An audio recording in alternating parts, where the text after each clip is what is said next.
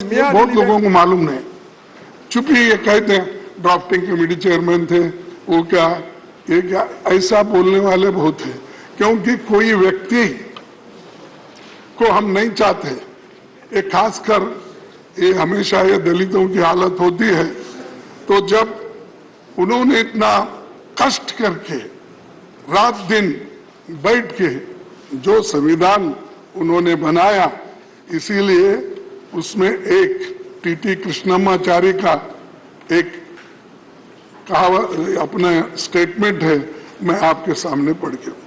संविधान का निर्माण करने वाली चुनिंदा 7 सदस्यों की ड्राफ्टिंग कमेटी में सबसे बड़ी भूमिका डॉक्टर अंबेडकर ने बना। 7 लोगों, इसमें क्या होता, क्योंकि उसके एक सदस्य ने वो 7 में एक सदस्य त्याग पत्र दिया, कितने बचे? 6। एक सदस्य का निधन हो गया, कितने बचे? 5।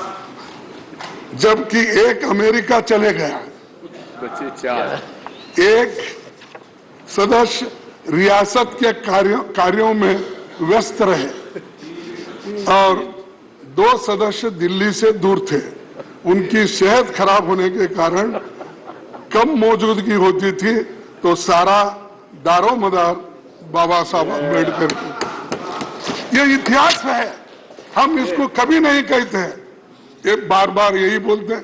ड्राफ्टिंग कमेटी के ये थे, सब मेंबर्स ने मिल, अब ये टीटी कृष्णमाचारी जो मेंबर थे उसके कॉन्स्टिट्यूंट असेंबली के, और खासकर इस ड्राफ्टिंग कमेटी के मेंबर थे, उन्होंने ये बात कही।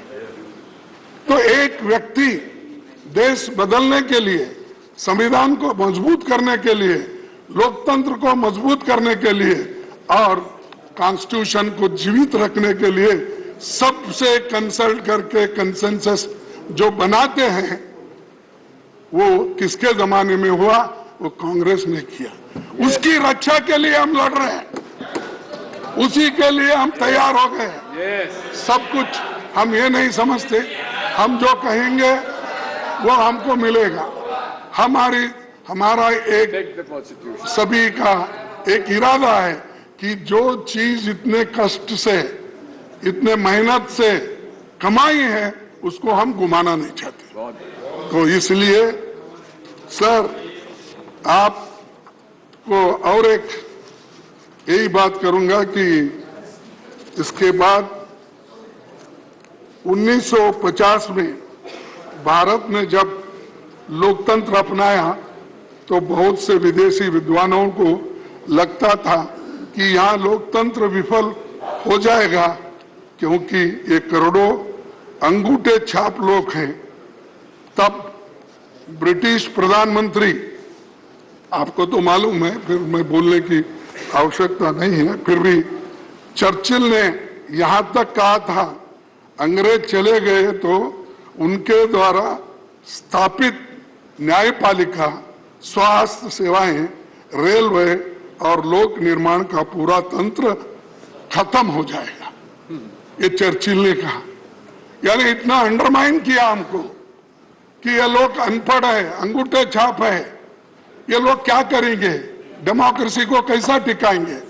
लेकिन हमने टिका के दिखाया, हमने इसको मजबूत करा, इसका संरक्षण किया। और बार बार हमको टोका जाता है, 70 साल में आपने क्या किया? अरे 70 साल में तो यही किया हमने, इसको मजबूती दी, इसको मजबूती दी हमने, लोकतंत्र को बचाया हमने, और संविधान को लेकर हमने आगे बढ़े। और बार बार आपके पास कुछ नहीं बोलने के लिए, ये बोल तो जाओ, और कितने दिन बोलते जाओ। सर, तब वर्ल्ड वार 2 में, उसके बाद में 7 आजाद हुए देशों में सैनिक तानाशाही थी, फिर भी हमारे लोग मजबूती के साथ इस देश में इस संविधान को टिकाए, डेमोक्रेसी को टिकाए।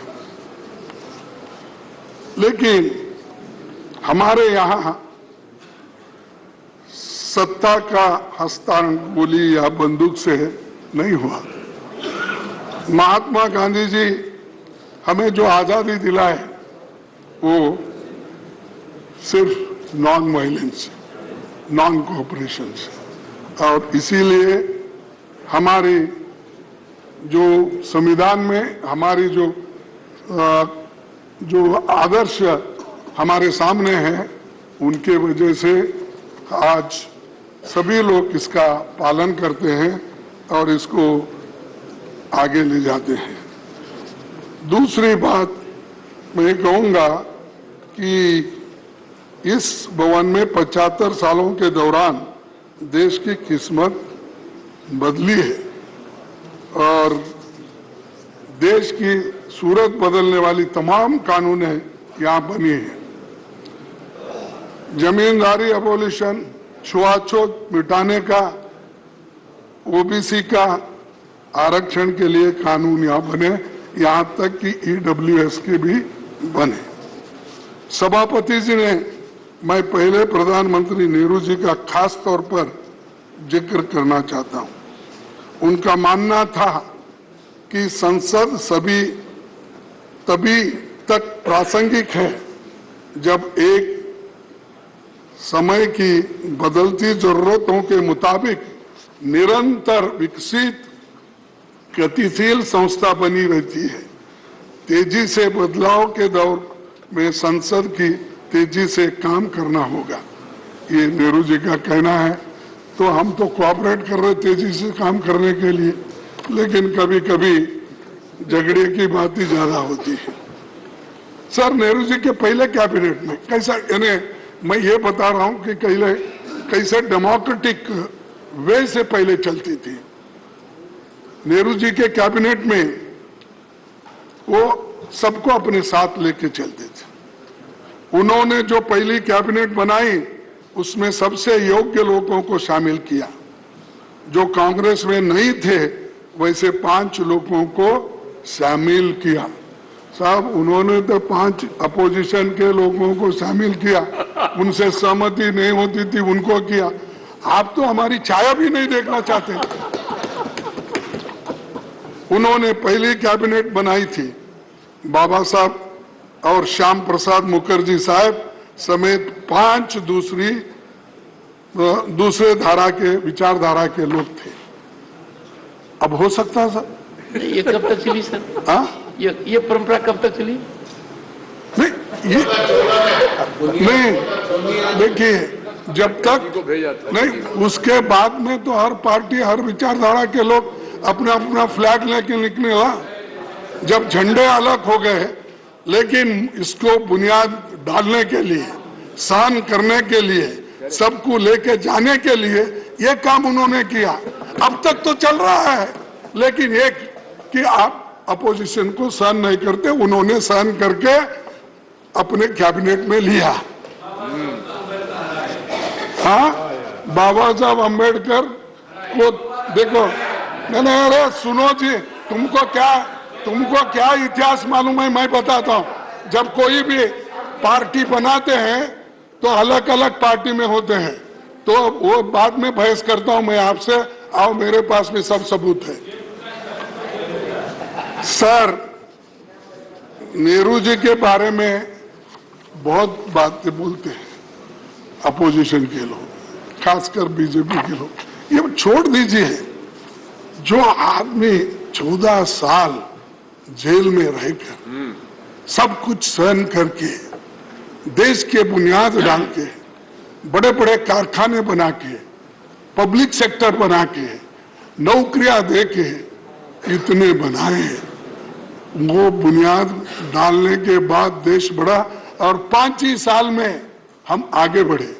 तो मैं आपको आगे थोड़ा सा दिखाऊंगा कि किस ढंग से, देखिए, बोलते हैं नेहरू जी के कितना बड़ापन था कि अपने राजनीतिक विरोधी धारा को नेता श्याम प्रसाद जी को केंद्र में इंडस्ट्री और सप्लाईज मिनिस्टर बनाए।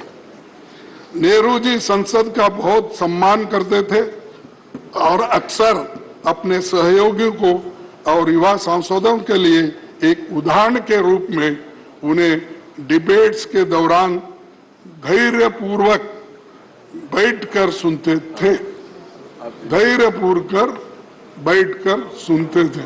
अब अंदर भी नहीं आते। वो तो धैर्य के अनुसार सुनते थे, लेकिन यहाँ अंदर भी नहीं आते प्राइम मिनिस्टर। दर्शन नहीं मिलते। हाँ, दर्शन तो हमको क्या भगवान है क्या दर्शन नहीं? तो हमारे को या कम से कम डेमोक्रेटिक तरीके से आने के लिए बोलो, थोड़ा गोयल को भी रिलीफ मिलेगा।